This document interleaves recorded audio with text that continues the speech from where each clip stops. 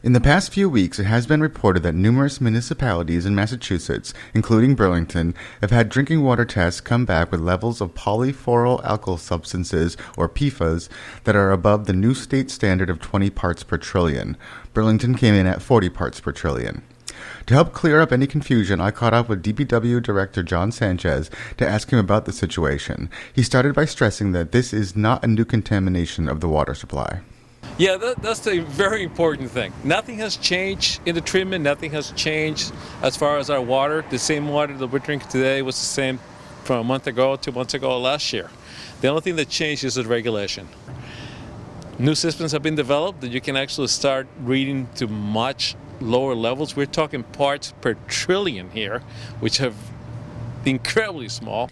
PFAS are a group of chemicals banned now in the United States for a number of decades that were used in numerous products, including fire extinguishing material, waterproof clothing, Teflon-coated pots and pans, and more.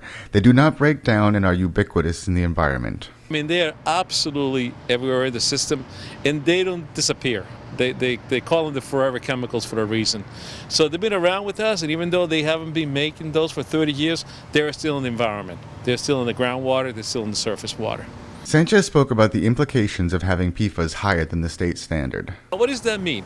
What DEP says is anybody who is pregnant, nursing, or infant, or somebody with immunodeficiencies in the system shouldn't drink that water.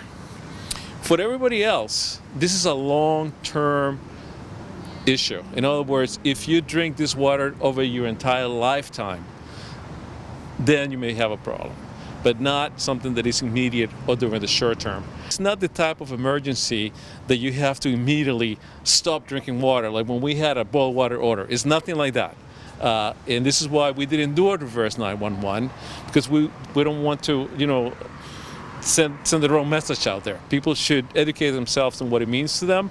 If they have any questions about what it means to them particularly, maybe talk to your physician. Finally, there are plans in the works for dealing with the situation, including adding new filters at the Mill Pond treatment plant, hopefully by the end of next year.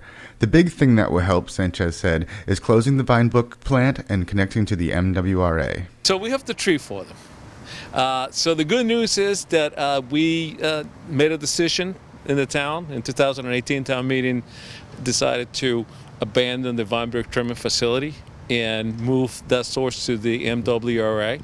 And that's good news because we are well along that path to get a connection to the MWRA, which will allow us to have water that does not have PFAS. And part of the reasons we used to abandoning that plan was that we didn't know what other chemicals were in the water that in the future they were going to regulate, and it was a good idea just to move away. So the good news is, at least for that plant, we're going to be okay. Our plan is to complete that project by 2023 and use that water from the MWRA.